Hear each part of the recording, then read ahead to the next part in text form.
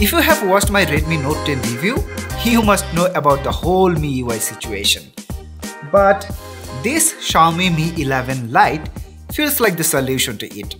It has all the good sides of that Xiaomi Redmi Note 10 Pro Max and a very good software experience at the same price point, around $330. As far as the packaging is concerned, it's coming with a white box which say it's 6GB of RAM and 128GB of storage variant, because you can also get a 64GB variant with up to 8GB of RAM.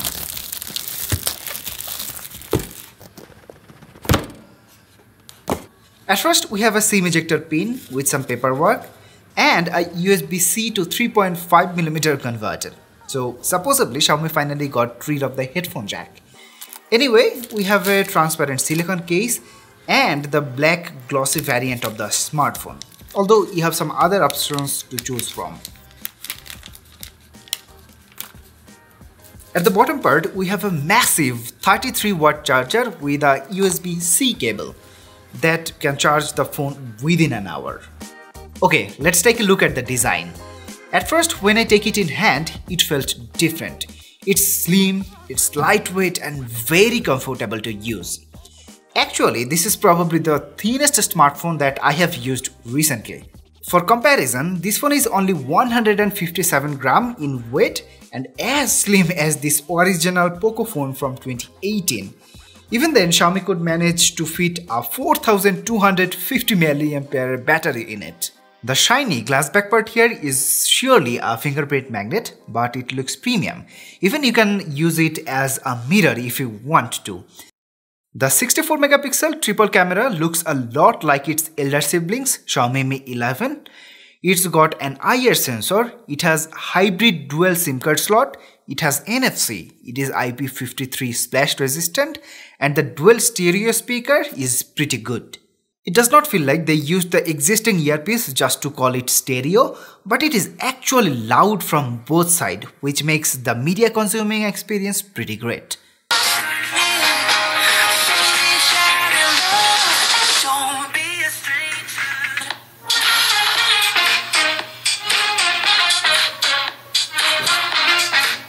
Although I don't like the side-mounted fingerprint sensor as it unlocks my smartphone unexpectedly even if I don't want it to. Please let me know in the comment section whether you like it or dislike this side-mounted fingerprint sensor. And if you have enjoyed the video so far, please consider subscribing to this channel and like this video. And one thing to know, almost 60% of my viewers did not subscribe to this channel. Please subscribe to this channel so that we can grow faster. Okay, let's talk about the display. It's 6.55-inch Full HD Plus 90Hz AMOLED display. It's protected by Corning Gorilla Glass 5 and the brightness can go up to 500 nits. Surely there are many smartphones at this price range that offers 120Hz display, but as this smartphone have 240Hz touch sampling rate, it does not feel like it's lacking behind. When navigating through UI, using social media, playing games, everything feels so smooth and lag-free. Again, if you have watched my Xiaomi Redmi Note 10 review, I faced a lot of problems with that smartphone. But this Xiaomi Mi 11, I faced no lags or hiccups within these days. So I can say for sure Xiaomi is maintaining some extra bug fixing steps for this smartphone rather than those Note series. Even though this phone actually maintains all the Xiaomi's MIUI features. Like you can still record the call, a beautiful countdown alert for battery ending, bloatware-free UI live wallpapers which phone can change automatically within a time frame, dark mode with enhanced reading mode, second space for app cloning, the battery can be charged fully within an hour with the beautiful animation and all the high-end camera features you get here like vlog mode, dual video and movie effect. You have burst mode where you can shoot 100 images continuously, clone mode which is pretty fun on the video side, but if you want probably you will get the most steady 4K video footage at this price range. Sure, you do not get it while shooting at 60 frames per second, but even though this smartphone does not have optical image stabilization, this is quite rare to have this kind of stabilization electronically. Sometimes the image seemed to be a bit more contrasty. The color was kind of yellowish in main camera, but overall in rear and selfie video was good enough considering the price. But I would say some devices like Samsung Galaxy A52 does a way better job both in video and still images. And if you want to see the review of Samsung Galaxy A52 5G, I'll leave a link in the description box below. Please check it out. Now, when this camera gets a lot of light, it can capture some amazing shots with accurate color, good dynamic range with plenty of details. Although the ultra-wide seems to have a darker image than the regular camera, and it seems to have some pinkish tint in a lot of shadow areas, as you can see in the roads, the hills and this mosque.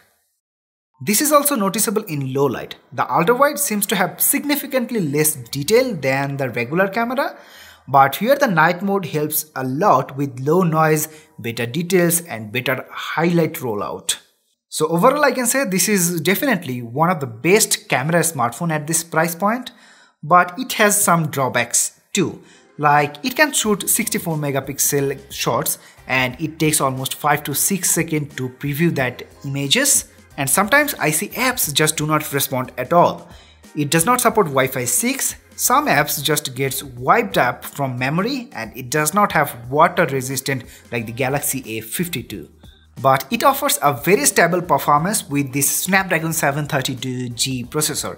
This processor is fairly old, but it is very stable at this time. Like playing high-end games like Genshin Impact in medium settings at 60 frames per second is possible with some frame drop in action moments. And setting the graphics level to low will enable continuous playing with high frame rate. Even in PUBG, you can play at high frame rate at HD settings, but if you want more frames, you have to go to the balanced settings and ultra frame rate. While playing PUBG at HD graphics, I could almost find no frame drop anywhere, even in action moments. So I can definitely say for sure this phone is very stable performing smartphone rather than any other Snapdragon 732G smartphone. This phone is very good for gaming at this price range. But one thing to note here, this phone gets pretty hot while gaming on this smartphone. If you play PUBG or any high-end games around an hour, it gets pretty hot. But surprisingly, it does not drop the performance, as you can see in the stress test of our Xiaomi Mi 11 Lite. Lastly, I want to talk about the battery life. As this smartphone have 4250 mAh battery and a 90Hz Super AMOLED display, this could get me around 1 day or a bit more. So I can say for sure if you are a casual user like me, going through social medias, play some games, you can definitely go with this smartphone within a day. But if you are a casual user who does not play games that much, this could last up to 1.5 days according to your usage pattern. So overall I can say for sure there are a lot of good things going on with this smartphone, especially this slim design. If you want a very sleek design, good performing and 90Hz AMOLED display smartphone and a very good stable performance, I think Xiaomi Mi 11 Lite is the perfect option for you. I do not suggest you to buy the Xiaomi Redmi Note 10 Pro Max, as that smartphone have some quality control issues, including a very bad software experience. But this smartphone have very good design, very good experience, very good software, decent camera and very good stereo speaker. So please let me know in the comment section what do you think about this Xiaomi Mi 11 Lite. So for today, tata, bye bye, দেখা হবে পরের কোনো ভিডিওতে।